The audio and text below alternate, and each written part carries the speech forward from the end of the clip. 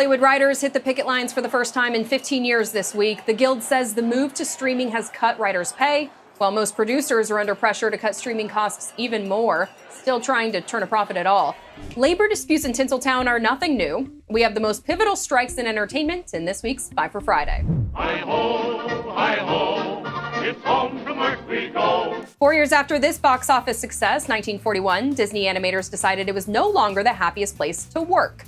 The studio was in debt and the artists were working longer hours with less pay. Walt Disney pushed back against them, joining the Screen Cartoonists Guild, which led to the walkout. And their talents led to arguably the best strike signs in history. 5 weeks later, a federal mediator sided with the artists on all their demands. The company workers unionized, pay was equalized, and they created a set salary structure.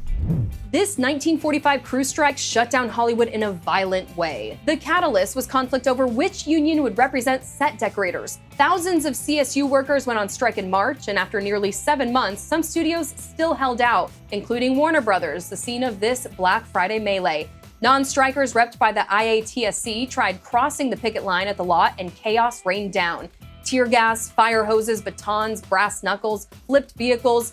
Dozens were hurt, though no one was killed. CSU eventually won the right to negotiate, but it was short-lived. Accused of being run by communists, the union folded in the early 50s. Future President Ronald Reagan reshaped Hollywood with this one, back when he was a different kind of president, of the Screen Actors Guild. In the 40s and 50s, the rise of TV had really taken a toll on the movie industry. And when motion pictures switched to the small screen, actors didn't get paid for those runs. Despite pressure from Reagan, producers refused to pay out, and actors eventually refused to work. After 6 weeks striking in 1960, SAG members struck a deal. It included small payments when films are telecast, known as residuals, something that happens to this day. It's the commercial actors' turn in the strike spotlight. In 2000, 135,000 union members launched a 6-month work stoppage against the American Association of Advertising Agencies. Commercial actors would get residual payments every time a commercial aired on network TV, but not cable, where the average union actor would get $1,000 for the ad and nothing more. After a boycott of blue-chip brands, the final deal boosted cable ad pay by 140% and introduced internet ad negotiations, the next frontier.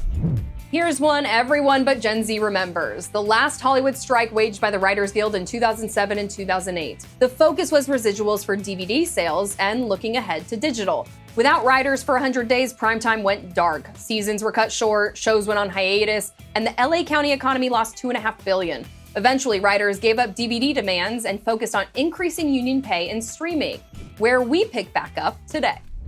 With the writers out, enjoy those reruns. Let's hope there's a deal before TV devolves into this. Here we go, and that's a good spin, that's a good spin.